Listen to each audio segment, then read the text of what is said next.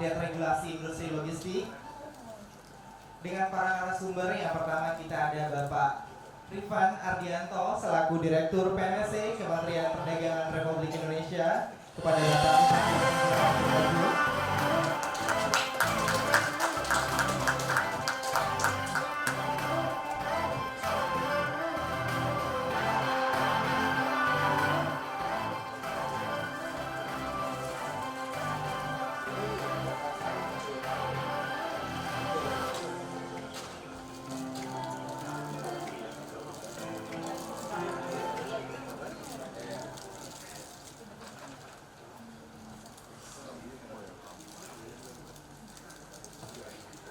untuk narasumber selanjutnya ada Bapak Budi Setiatmoko selaku Direktorat Pos dan Penyiaran Kominfo Republik Indonesia.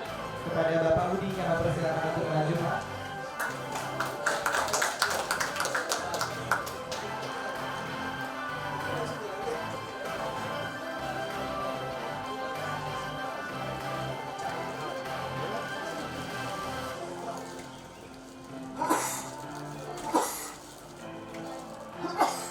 Baik, untuk narasumber yang ketiga ada Bapak Dani Suwardani selaku Direktorat Ekosistem Digital Kominfo Republik Indonesia. Bapak Dani,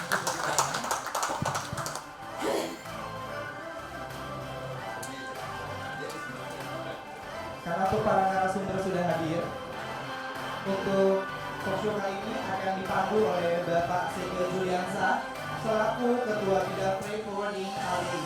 Bapak Segel, dipersilakan.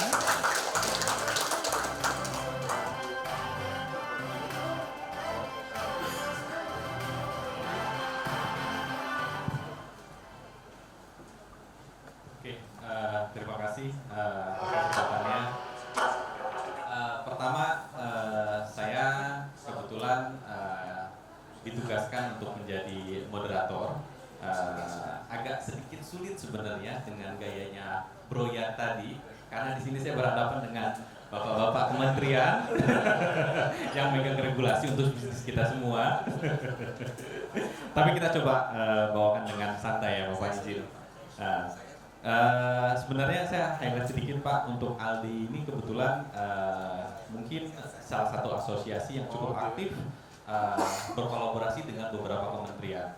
Bahkan anggotanya bukan hanya mempunyai izin hanya di satu kementerian. Ada yang kita tahu di anggota ALD, ada yang courier company, ada juga memang pure freight forwarding, ada juga yang fulfillment, itu adanya di Kemendak, kurir adanya di Komdigi, sedangkan JPT atau freight forwarding adanya di Kementerian Perhubungan. Begitu juga dengan anggotanya, bukan hanya bicara mengenai orang yang atau perusahaan-perusahaan yang memang hanya di bisnis logistik, tapi juga ada di teknologi, termasuk tadi kita tahu ada law firm. Ini luar biasa, menarik sekali ALDI anggota-anggotanya. Aplaus untuk kita semua. Sebelum mulai mungkin mengenai regulasi industri logistik ini, sebenarnya ada beberapa hal update mungkin dari yang mau disampaikan oleh dari Kementerian Perdagangan maupun dari Komdigi nanti itu sendiri. Intinya bahwa semangat kita Pak di ALDI adalah bagaimana kita mengkolaborasi dan mengkonsolidasikan seluruh regulasi ini menjadi bisa berjalan secara smooth di lapangan. Tentunya hal-hal menarik mungkin nanti akan ditanyakan oleh tim ataupun oleh para pelaku bisnis yang menjadi anggota ALDI saat ini. Baik, sebelum mulai mungkin kita perkenalkan dulu Pak dari satu persatu narasumber kita. Yang pertama Pak Rifan Ardianto ini merupakan direktur pertama dari Direktorat Perdagangan Melalui Sistem Elektronik atau PMSE yang kita ketahui, yang terbentuk pada tahun 2022, Pak Rifan. Beliau kelahiran Bandung, sama dengan saya Pak, Bandung, 21 Februari 81. Beliau merupakan lulusan S1 dan S2-nya di ITB, dan kebetulan jurusannya adalah matematik. Luar biasa, matematik menjadi regulator. Berarti applause kepada Pak Rifan, thank you. Terus beliau juga melanjutkan S3 di Royal Melbourne Institute of Technology University, itu dengan jurusan Supply Chain and Logistics. Berarti beliau adalah master kita semua nih Pak Rifan. Kita banyak belajar juga nih ilmunya nanti. Terus beliau saat ini bertugas mengembangkan ekosistem jasa perdagangan yang lebih kompetitif ya Pak di Indonesia. Ini menjadi main highlight sebenarnya bagaimana pengembangan ekosistem di pemerintah khususnya jasa perdagangan ini, bagaimana sih caranya kementerian menjadi kompetitif di lapangan. Baik, sekali lagi saya izin beri aplaus untuk Pak Rifan. Untuk yang kedua narasumber kita yaitu Pak Hudi Setiatmoko. Beliau sebagai koordinator layanan pos komersial di Kementerian Komunikasi dan Digital Republik Indonesia. Beliau lulusan S1 Institut Teknologi 10 November dan S2-nya Universitas Indonesia, dan menariknya lulusan jurusannya adalah Teknik Elektro. Luar biasa, Teknik Elektro. Beliau saat ini sebagai Ketua Teknologi dan Digitalisasi Kementerian Komunikasi dan Digital Republik Indonesia, betul ya Pak? Beberapa hal update mengenai regulasi mungkin nanti akan disampaikan juga oleh beliau. Sekali lagi kita tepuk tangan untuk applause untuk Pak Hudi. Terima kasih atas kehadirannya Pak Hudi. Terus yang ketiga narasumber kita sama dari Kementerian Komunikasi dan Digital Republik Indonesia, itu Bapak Dhani Suwardani. Selamat datang Pak Dhani. Saya bacakan sedikit resumenya beliau.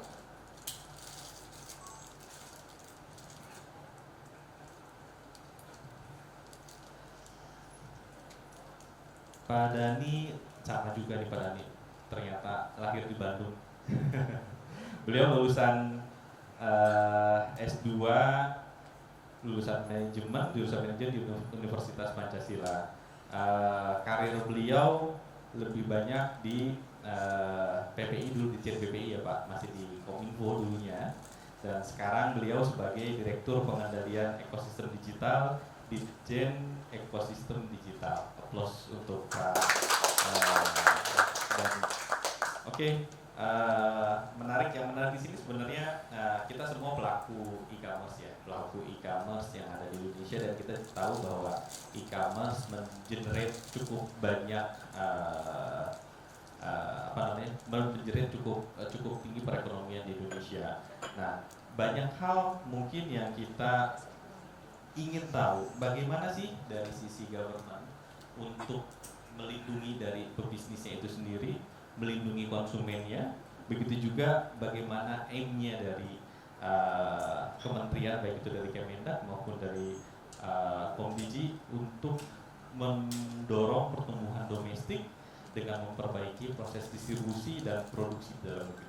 Ini sebenarnya yang menarik, bagaimana regulasi itu berkesinambungan menjaga kita semua berbisnis di iklim yang sehat di Indonesia.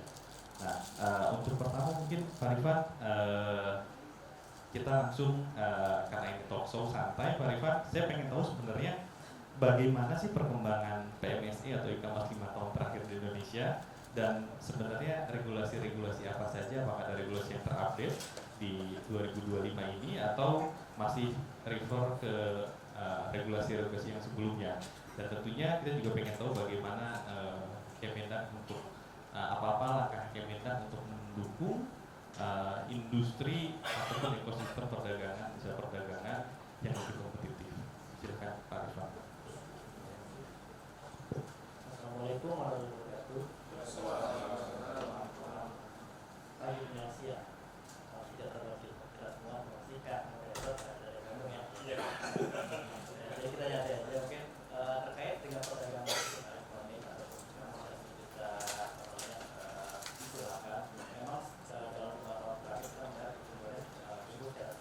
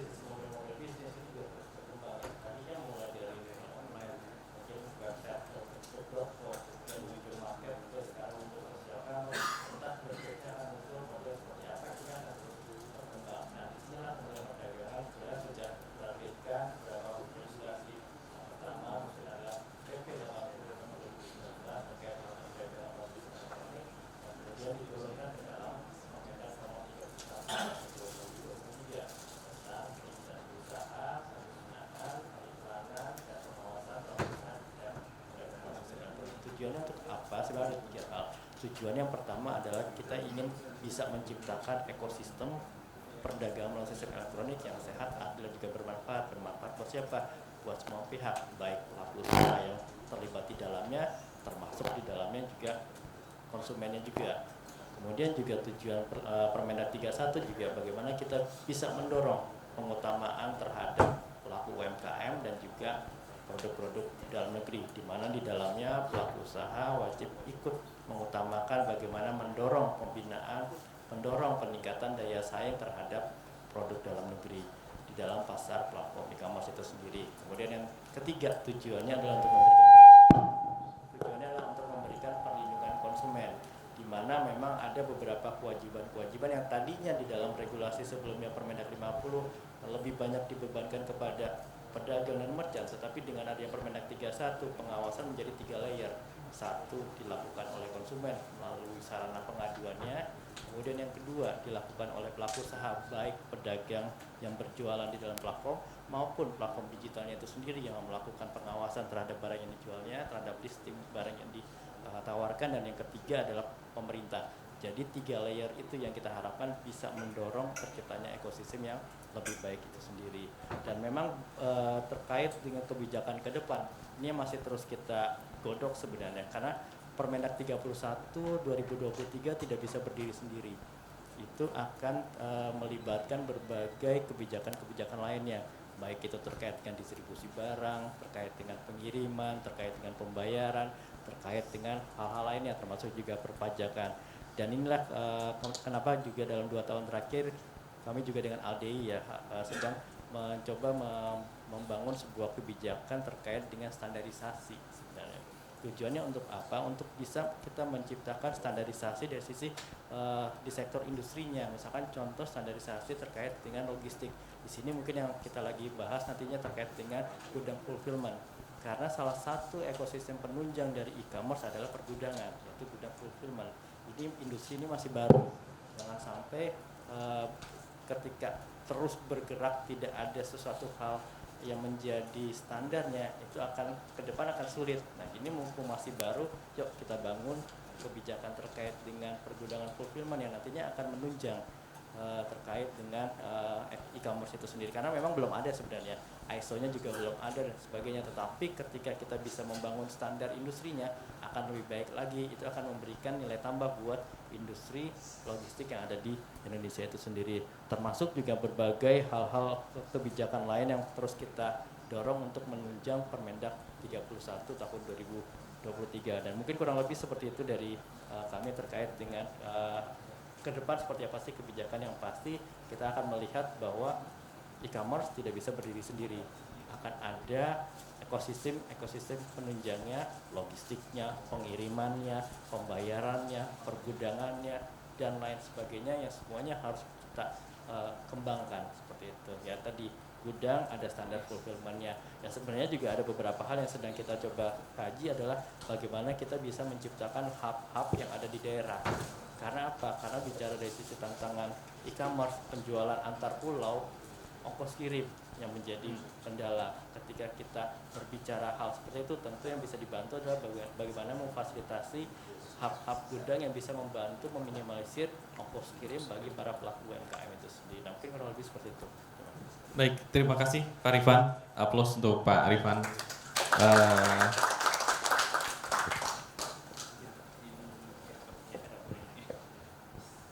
Ya.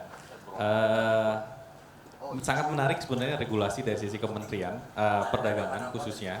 Banyak hal yang kita bisa dapat dari sisi regulasi. Sebenarnya Kementerian Perdagangan ingin melindungi, ingin memfasilitasi dan ingin mensupport semua ekosistem yang tergabung dalam PMS itu sendiri.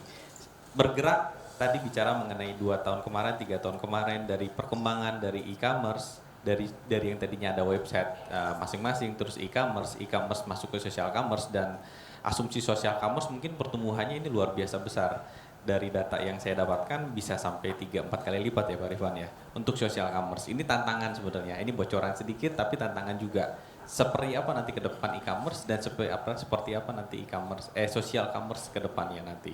Dan saya yakin bahwa pertumbuhan perdagangan elektronik di Indonesia ini pertumbuhan yang cukup tertinggi di wilayah ASEAN, di ASEAN ya khususnya ya.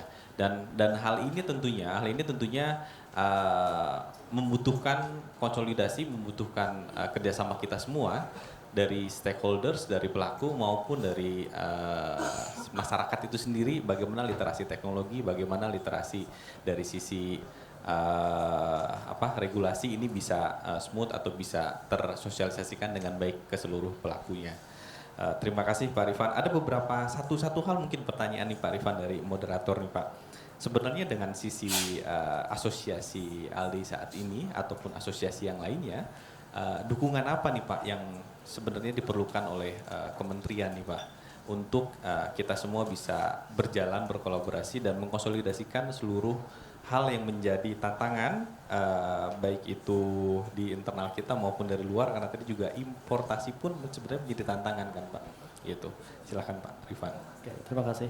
Dari sisi dukungan sebenarnya yang diperlukan adalah kolaborasi bersama sebenarnya. Artinya antara pemerintah dan juga asosiasi termasuk juga pelaku usaha, bagaimana kita bisa menciptakan hal yang sama sebenarnya tujuannya. Termasuk juga sebenarnya yang kami butuhkan juga terkait dengan masukan-masukan, input dari rekan-rekan pelaku usaha, asosiasi, karena yang tahu di lapangan yang juga menggunakan regulasi juga adalah para pelaku usaha juga, yang kita sebenarnya menerima masukan dari berbagai melalui asosiasi, apa sih kira-kira perkembangan dari industrinya, apa sih tantangan yang dihadapi, apa sih kendala yang dihadapi, sehingga pada akhirnya apakah regulasi yang ada sudah cukup atau belum. Ketika belum, yuk kita sama-sama kira-kira apa nih yang harus diperbaiki. Jadi masukan seperti itu sih yang memang perlu kita bangun bersama, diskusi, forum dan sebagainya, sesuatu hal yang positif yang kami sebenarnya akan mendengar aspirasi, kendalanya seperti apa yang kemarin kita sampaikan dengan teman-teman LDI. Oh, ini ada sesuatu hal nih yang kira-kira perlu kita kembangkan. Seperti apa nih? Yes, artinya akhirnya muncul tuh, oh standar industri kayaknya belum ada karena semua bergerak masing-masing nih. Belum ada regulasinya yang bisa kita bangun. Yuk kita bangun standar industri, tujuannya untuk apa? Memberikan nilai tambah. Nanti ke depan akan menjadi lebih baik lagi. Hal seperti itu sih yang mungkin bisa kita coba kembangkan. Jadi diskusi, masukan dan sebagainya. Di note nih Pak Ketua. Oke, terima kasih Pak Rifan. Sekarang kita ke Pak Hudi. Pak Hudi mau ada yang disampaikan sebelumnya mengenai slide? Tadi ada hal yang memang mau disampaikan, informasinya mengenai beberapa update mengenai regulasi di Komdigi ya Pak. Iya. Silakan. Baik, terima kasih Bapak Ibu sekalian. Assalamualaikum warahmatullahi wabarakatuh. Bapak Ibu, pertama-tama saya memohon maaf nih atas nama Pak Direktur, karena Pak Direktur kami Pak Gunawan Dutagalung seyogyanya beliau yang akan menyampaikan. Ini sebetulnya paparan dari Pak Direktur langsung. Jadi saya mencoba menginterpretasikan Bapak dan Ibu sekalian.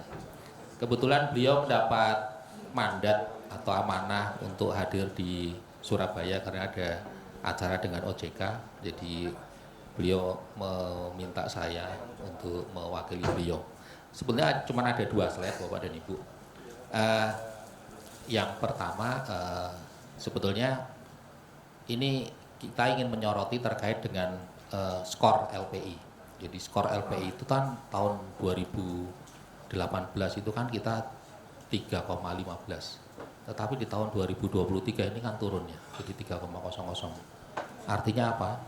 Artinya yang pertama posisi kita yang tadinya di posisi 46 menjadi di posisi 63, turun 17 peringkat ya.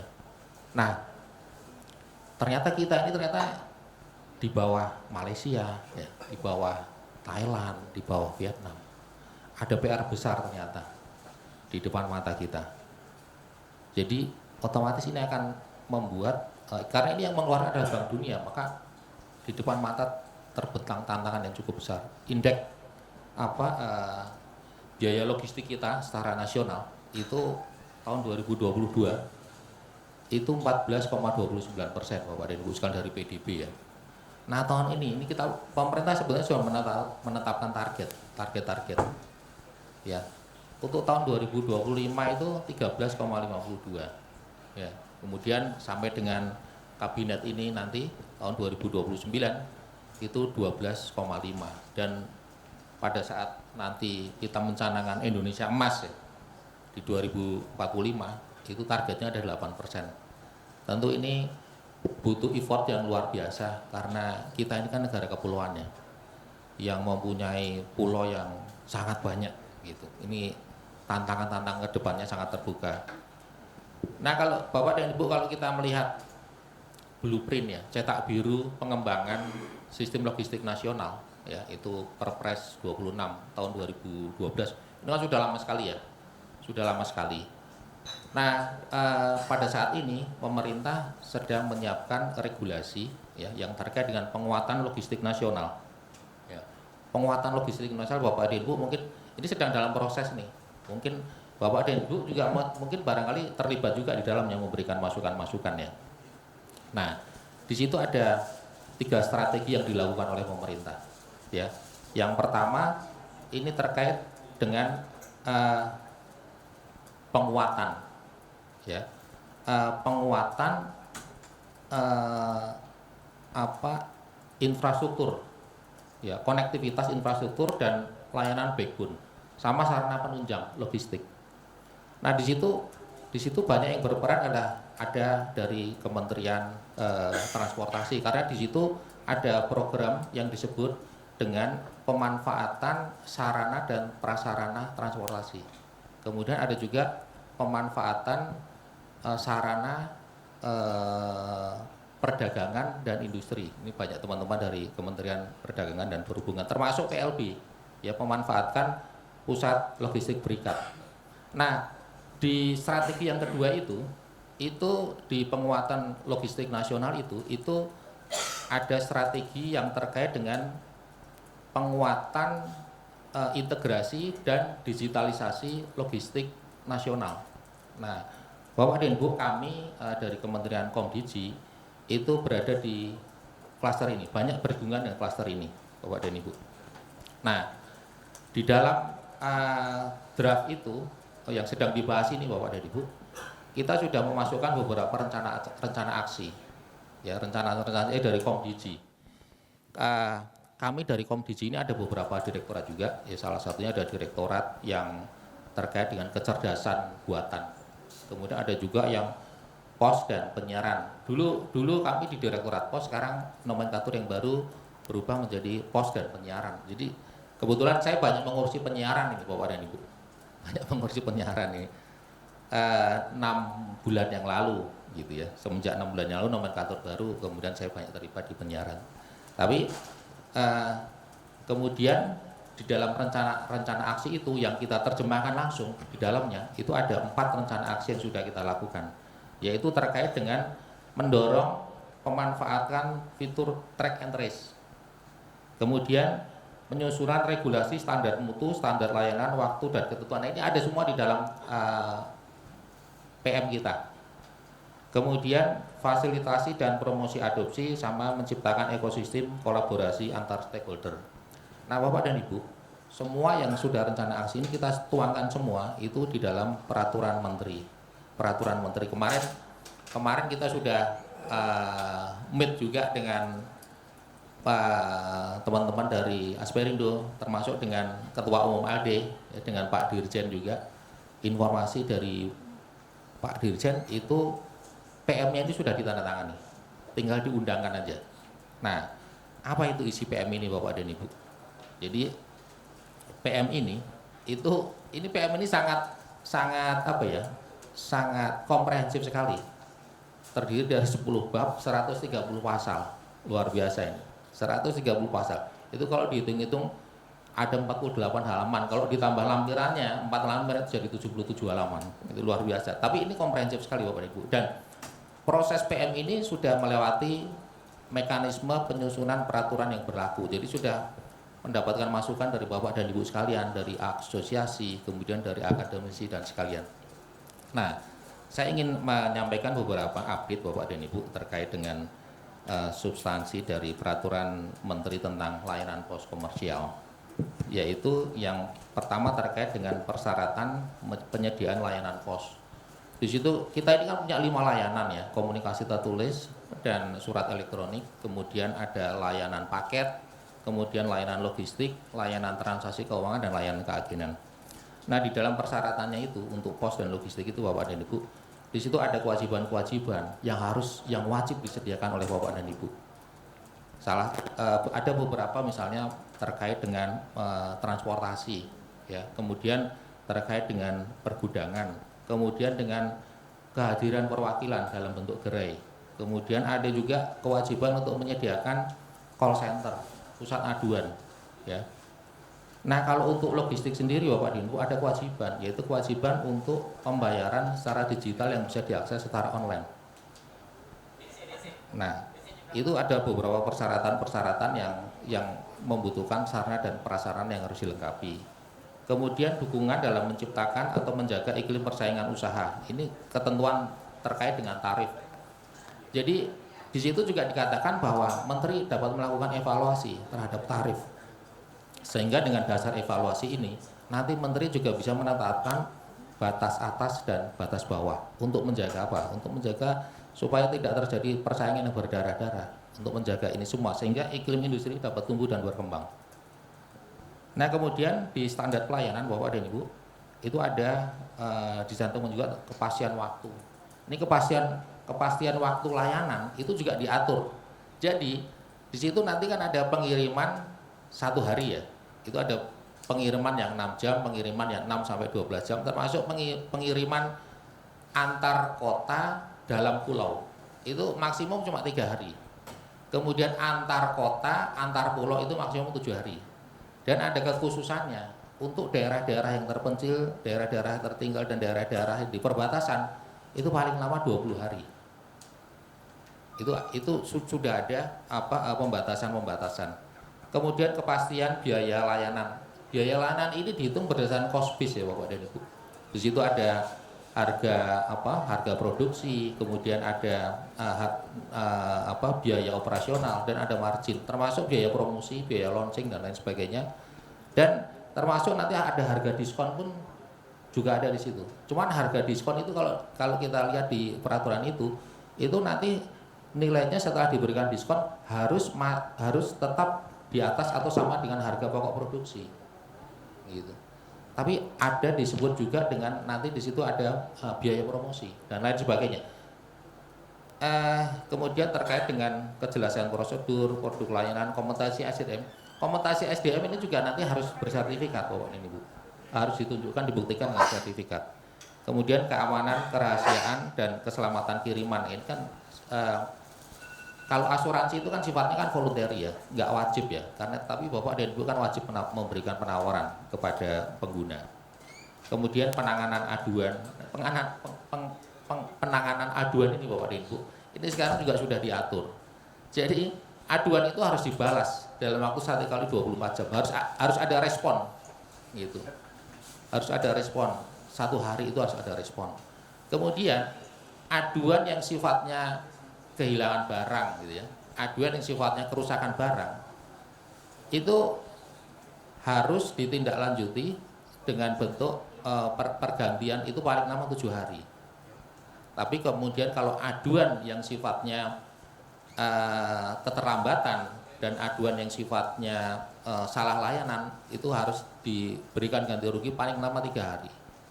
Jadi semuanya jelas.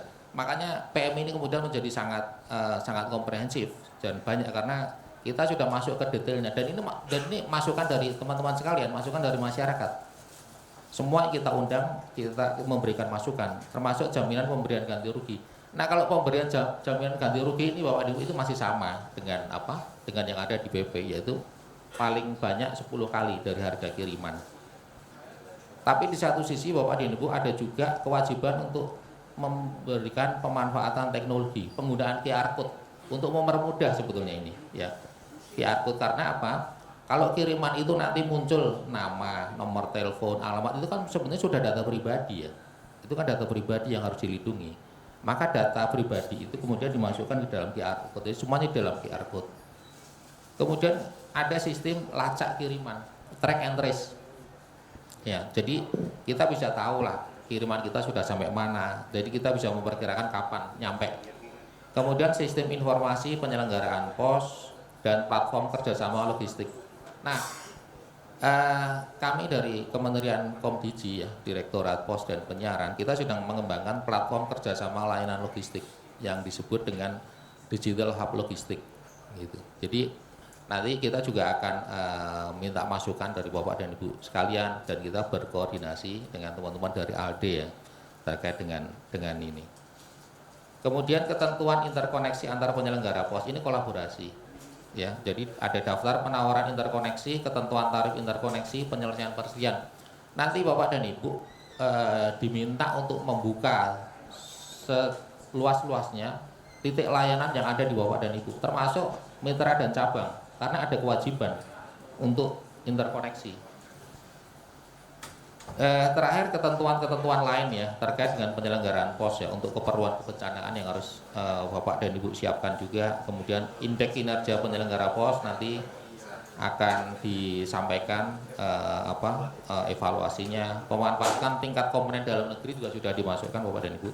Dan ada aturan peralihan. Terakhir itu adalah aturan peralihan. Jadi di dalam aturan peralihan itu wajib menyesuaikan ketentuan terkait dengan penyediaan layanan ya, sarana dan prasarana dan penyediaan wilayah operasi paling lambat itu 18 bulan.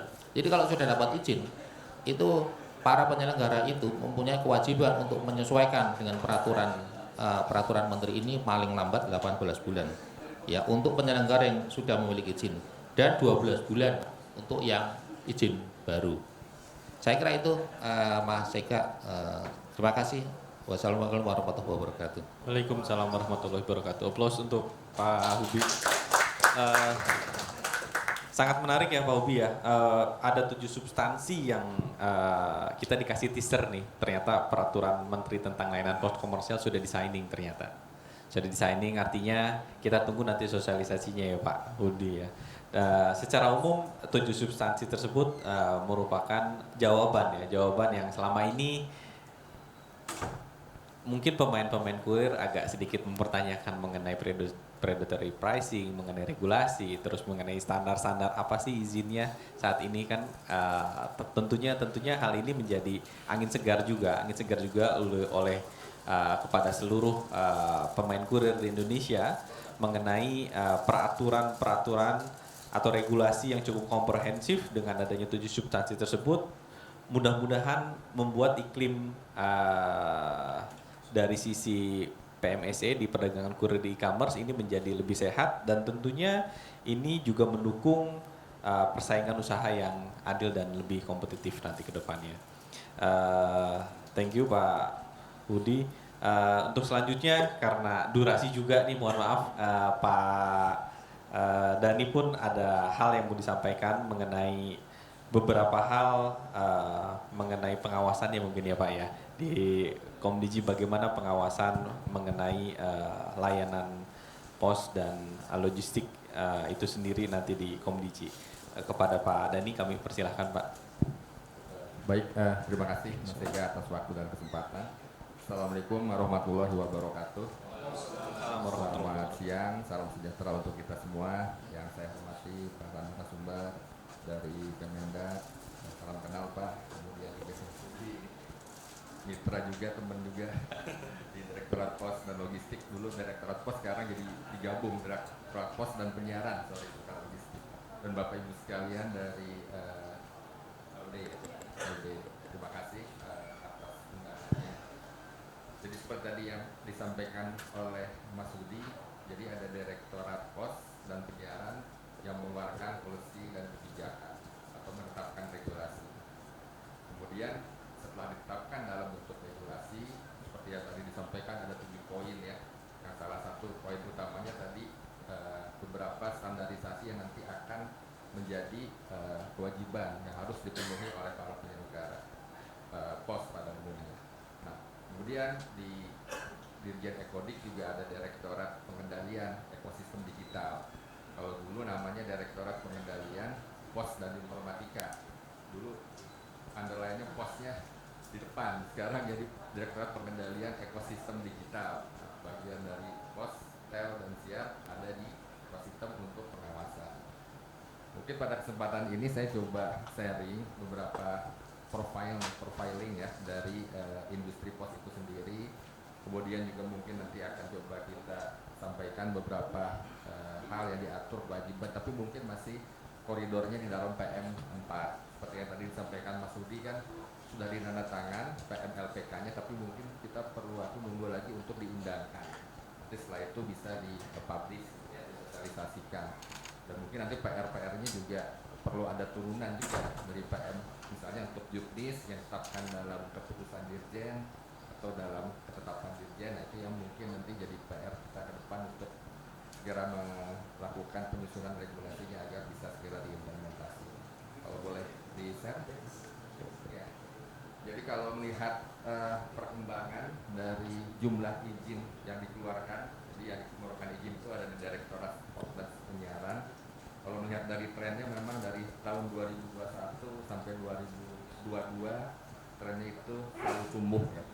Jadi selalu ada pertumbuhan, walaupun mungkin pertumbuhannya tidak terlalu besar, di bawah 10%. Kalau kita lihat di 2021 ke 2022 itu sekitar 4,12%, di 2022 ke 2023 bahkan terjadi penurunan, itu 1,32%.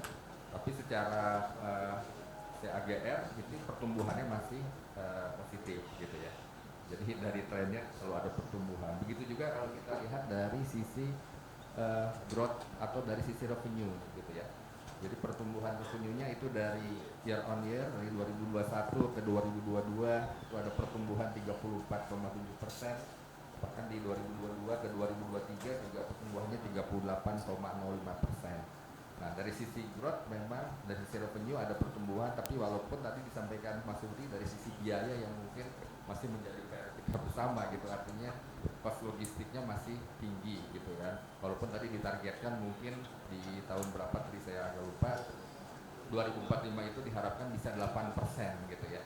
Sehingga nanti mungkin dari sisi growth revenue-nya tumbuh positif, kemudian juga dari sisi biaya logistiknya turun, bahkan nanti mungkin dari sisi laba perusahaan marginnya juga akan meningkat. Itu kan harapan kita semua ya.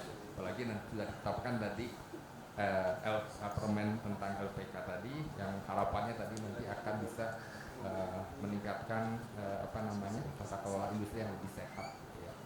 Kemudian nah, kalau kita melihat dari sisi volume produksi juga khususnya yang logistik ya, logistik ini mengalami kenaikan yang cukup signifikan juga dari 2022 ke 2023 ya, hampir 89,61%, inline dengan pertumbuhan pendapatan yang tadi disampaikan di slide sebelumnya.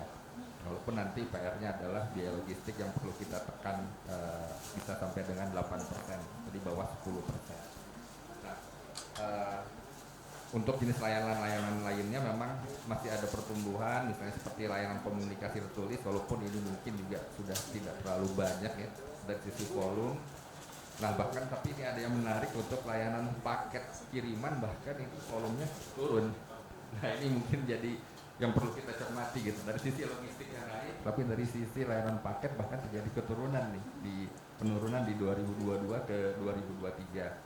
Nah, layanan transaksi keuangan juga sudah mulai tumbuh, secara volume produksi sudah ada pertumbuhan cukup signifikan juga ya, 44%.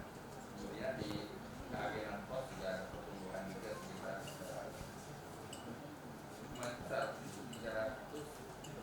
304% pertumbuhannya. Nah, ini kalau melihat dari tren logistik positif, mudah-mudahan 2023 ke 2024 juga positif gitu ya. Ada tren pertumbuhan dari sisi volume produksi. Nah, kalau lihat dari rasio kinerja keuangan yang diambil dari beberapa rasio, kalau kita melihat untuk penyelenggara pos ini dilihat dari current rasio, sebenarnya rata-rata current rasionya ini di atas 1 gitu ya. Walaupun memang ada beberapa di bawah 1, artinya kemampuan dari penyelenggara pos ini untuk aset yang dimiliki dalam jangka pendek untuk melunasi kewajiban jangka pendeknya, kalau melihat dari nilai rasionya masih cukup baik gitu ya. Kalau kita melihat trennya masih di atas 1, walaupun memang ada sebagian mungkin berapa persen ya dari pemain besar yang current rasionya di bawah 1. Nah ini juga menjadi warning bagi kita. Kemudian lanjut kalau dari sisi quick rasionya juga ya, kita melihat bahwa di sini perusahaan yang mengalami likuiditas yang mungkin tidak terlalu baik. Kalau melihat dari trennya, nah ini lumayan banyak ini. Kalau melihat dari trennya, quick rasionya agak mengkhawatirkan gitu ya. Artinya mungkin perlu kita analisis lagi nanti dari biaya-biaya operasional yang dikeluarkan sehingga bisa diambil suatu langkah untuk penyehatan industri gitu. Tapi saya optimis dengan adanya permen LPK tadi, nanti mungkin kita bisa ke arah konsolidasi industri gitu ya, supaya meningkatkan pertumbuhan positif dari sisi pertumbuhan dari kinerja keuangan. Kemudian dari sisi kalau lihat dari cash flow operasionya juga rata-rata sih baik ya kalau melihat dari kemampuan kepemilikan dari arus kas gitu ya. Kita melihat di sini masih rata-rata di batas ya range-nya 1 sampai 2 walaupun ada beberapa yang di bawah 0,5 tapi tidak terlalu banyak sih ya. Walaupun memang ada nama-nama yang kita kenal di sini kalau melihat dari cash ratio-nya di bawah 0,5. Baik, itu mungkin gambaran dari sisi kinerja keuangan, tapi secara overall masih baik kalau menurut saya ya. Apalagi tadi dilihat dari pertumbuhan revenue gitu ya, dan juga melihat dari trennya dari 3 tahun terakhir. Nah, kemudian mengenai ini sudah ya. Nah ini mungkin nanti akan kita lengkapi lagi setelah PMLPK ini diundangkan gitu ya, karena terkait dengan parameter-parameter yang kami awasi khususnya Direktorat Pengendalian ini adalah parameter yang diatur di dalam PM4 tahun 2021. Mungkin Bapak Ibu sekalian sudah tahu lah ya, tapi secara kurang lebih seperti ini. Jadi ada beberapa standar yang harus dipenuhi, parameter yang harus dipenuhi dalam melakukan usaha penyelenggaraan pos. Nah, apabila ada SLA yang tidak dipenuhi atau ketentuan yang dilanggar, maka konsekuensinya bisa terkena sanksi administratif. Nah, jadi sanksi administratifnya itu dimulai dari teguran pertama, kedua, 3, bahkan ada yang dikenakan sampai denda, besaran denda ini ya, nilai rupiah gitu ya, sampai dengan nanti mungkin di penghentian sementara dan pencabutan izin. Kurang lebih kalau ini ada 17 parameter kalau tidak salah ya, 13 parameter, bahkan nanti mungkin di PMLPK itu bisa sampai dengan 17 parameter yang nanti akan wajib diawasi oleh Ditdal dan juga wajib dipenuhi oleh teman-teman gitu ya.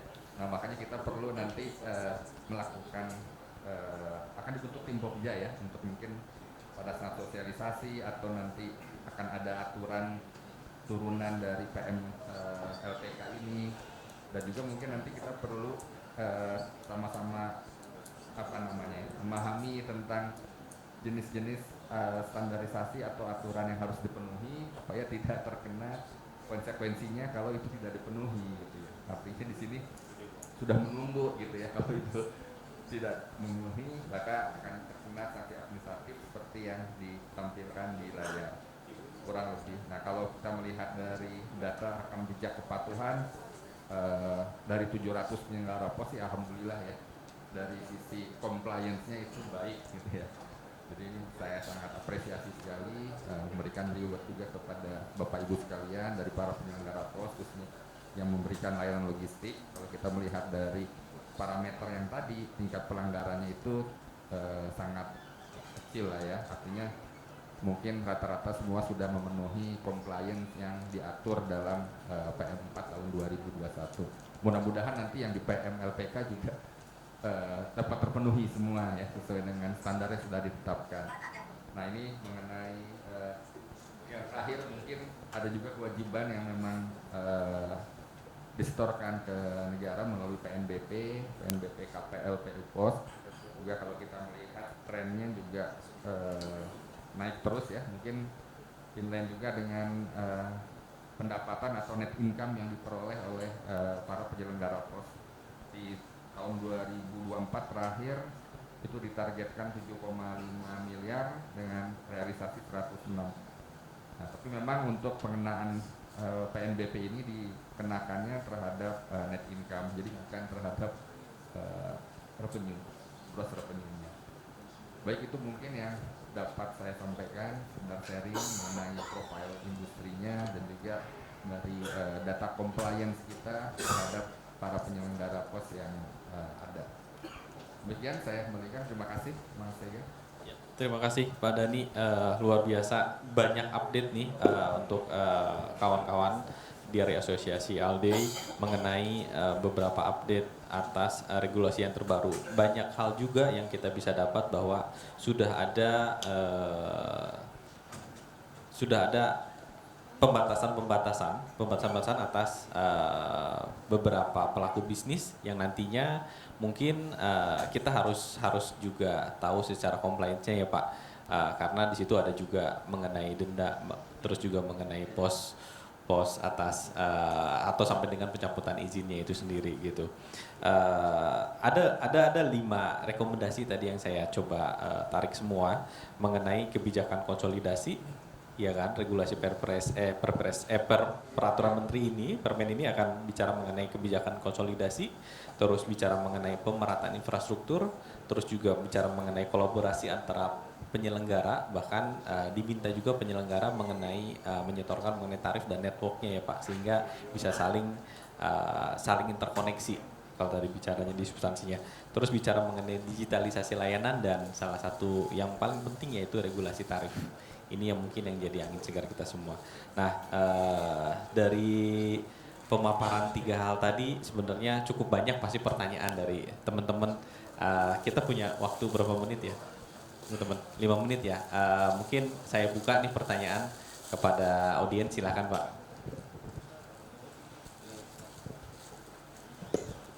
Terima kasih, selamat pagi. Nama saya Daniel Budi Setiawan, saya CEO dari Muat.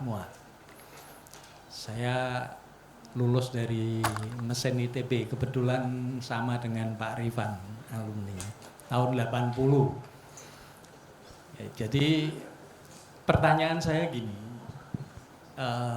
tadi prosentase logistik terhadap PDB, sementara banyak angka yang beredar 24%, bukan 14%. Kemudian dari industri perkebunan bahkan di atas 30%. Lalu 2045 ditarget mau 8%, sebelumnya 14%. Tapi apakah Bapak-bapak ini regulator di Komdigi memahami bahwa barang modal yang digunakan oleh perusahaan kurir ini itu adalah diproduksi secara oligopoli by brand menurut merek dan monopoli by country. Truknya pilihannya hanya Jepang saja kan mereknya. Bahkan yang terkenal, yang ngetop kalau di kurir ya CDD, CDE, Mitsubishi saja. Mungkin sekarang ada Hino Dutro, ada Isuzu. Sehingga kalau 3-4 orang ini duduk bersama besok pagi naik 10 juta Pak, naik barangnya.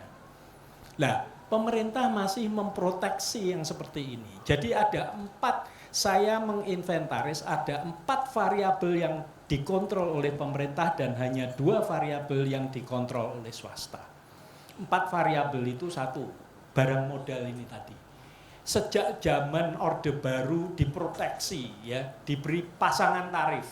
Jadi truk, medium truk, light truk mau masuk Indonesia dalam CBU itu kena bea masuk 35% karena Jepang ini diproteksi terus. Apa akibatnya?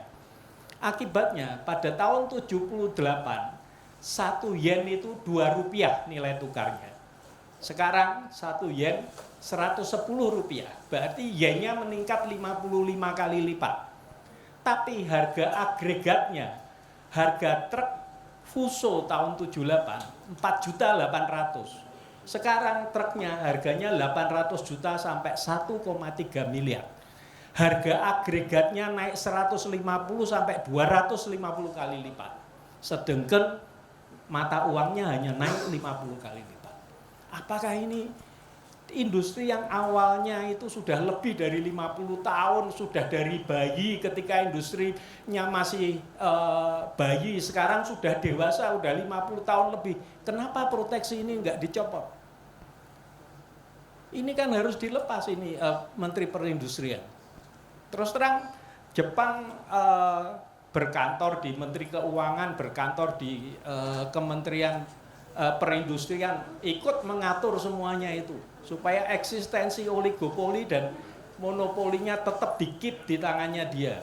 Coba sekarang passenger car Cina masuk, harganya kompetitif, masyarakatnya diuntungkan, bisa beli mobil yang nyaman dengan harga yang murah.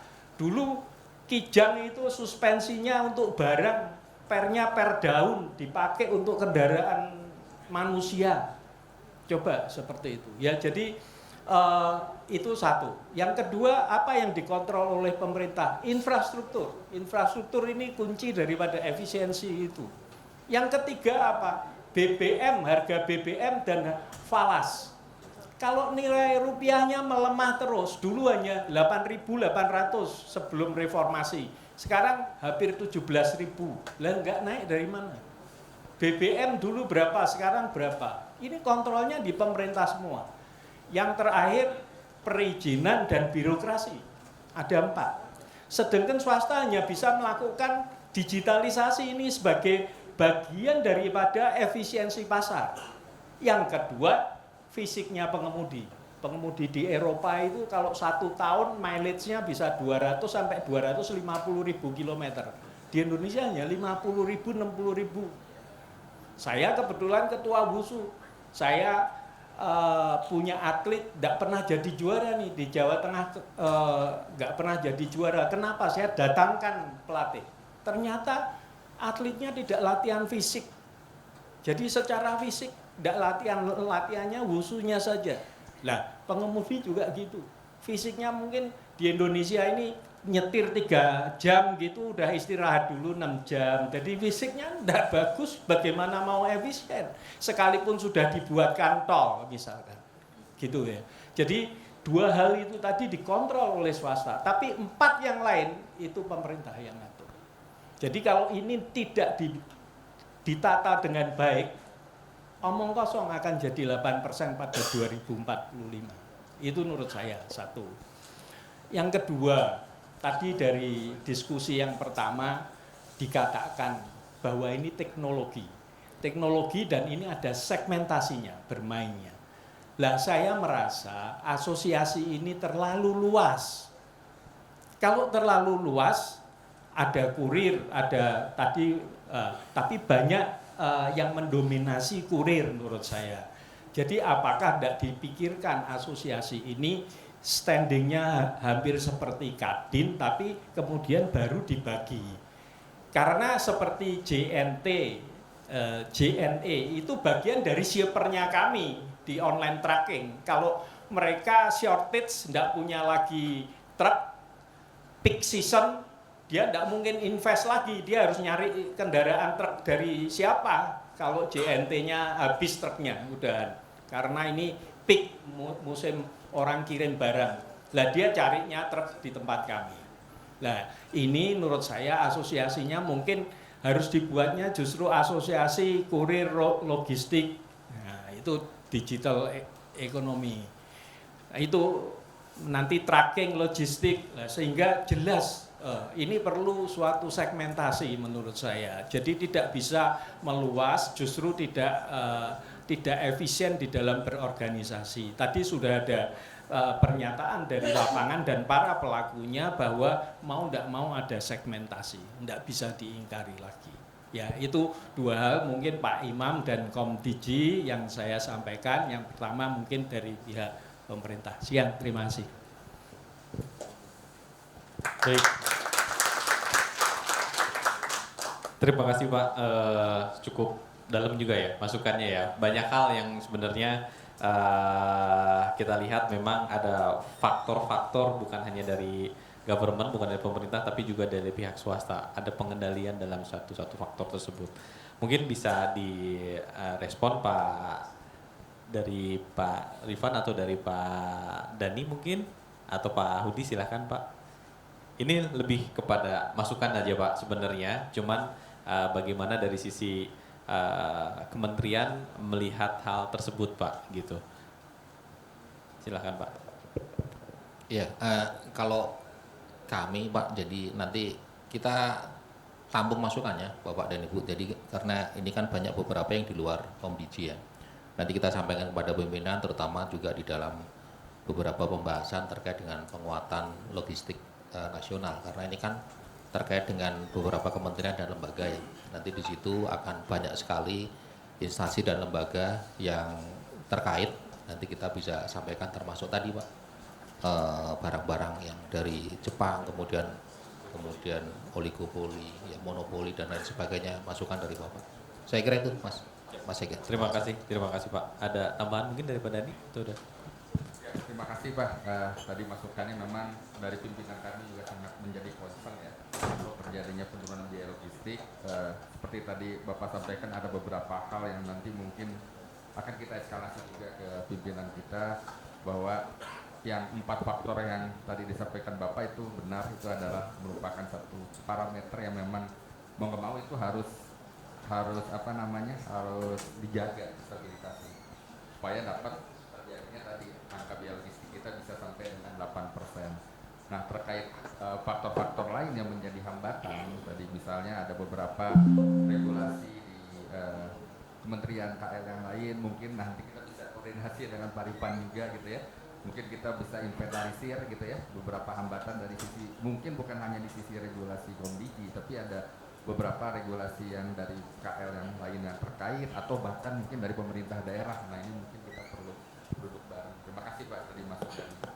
Jadi ada beberapa faktor dari regulasi, kemudian 2 faktor tadi, ada faktor swasta, ada faktor pemerintah. Yang 4 faktor pemerintah ini memang itu yang harus pegang. Misalnya tadi harga BBM, kemudian ada beberapa hal lainnya mengenai nilai tukar rupiah, terus juga perizinan dan birokrasi. Nah, mungkin yang kami highlight nanti dari sisi perizinan dan birokrasi khususnya untuk di Kementerian Komdiji. Nanti hal-hal lainnya, faktor-faktor parameter lainnya mungkin kita bisa diskusi bersama ya Pak Rifan. Mungkin kita libatkan juga nanti dari KL terkait lainnya. Mungkin nanti bisa dilihat dari teman-teman Direktorat Pos dan Penyiaran kami dari Gitra juga. Mungkin itu tambahan. Terima kasih dari Pak Ketua, silakan Pak. Izin Bapak, sedikit sedikit menjabarkan kembali organisasi kami. Jadi memang ALD ini kita ada 4 sektor Pak, dan masing-masing sektor itu sudah ada ketua sektornya. Jadi kita melihat permasalahan itu per segmen Pak. Jadi contohnya dengan teman-teman di Kemendak dengan Pak Arifan, kita bicara mengenai sektor pergudangan fulfillment. Itu hanya tim pergudangan fulfillment sendiri yang bekerja nanti. Nah, tapi kalau bicara mengenai harmonisasi antar peraturan antar industri logistik per segmen, nah itu akhirnya ketua sektor ini dia berkomunikasi dengan kementerian terkait. Itu mungkin yang berjalan di organisasi di ALDI. Nah, mungkin juga di sini kenapa sih terlalu ada banyak sektor gitu ya? Karena tadi mungkin kita punya visi itu untuk mengakselerasi industri logistik melalui kolaborasi dan digitalisasi. Ya mungkin umumnya kolaborasi kalau di asosiasi lain kan horizontal players. Ini kalau bisa vertical players, alangkah baiknya kita bisa konsolidasi volume bareng-bareng, di mid mile bisa lebih efisien, kemudian di last mile juga seperti itu. Kalau bisa konsolidasi volume bareng-bareng bisa lebih efisien. Nah, mungkin betul setuju kalau misalnya adik kata punya visi besar untuk menjadi organisasi yang menjadi payung. Nah, kita mulai dari langkah demi langkah Pak. Ini insya Allah mudah-mudahan organisasi kita ini bisa menjadi awal yang baik untuk masing-masing sektor bisa lebih fokus, tapi juga tidak melupakan kolaborasi dan teknologi untuk kita bisa konsolidasi bersama. Izin Pak, itu dari kami. Terima kasih. Oke, terima kasih Pak Imam. Kebetulan karena durasi juga nih, kawan-kawan udah cukup lama, malah lebih dari 1 jam. Jadi saya mengucapkan terima kasih kepada narasumber Pak Rifan, Pak Dani, Pak Hudi. Terima kasih atas kehadirannya dan kesempatannya untuk menyampaikan beberapa update mengenai regulasi baik itu di Kementerian Perdagangan maupun di Kementerian Komdiji. Terima kasih juga atensinya dari seluruh anggota ALDI Saya ucapkan terima kasih. Wabillahi taufiq wal hidayah. Wassalamualaikum warahmatullahi wabarakatuh.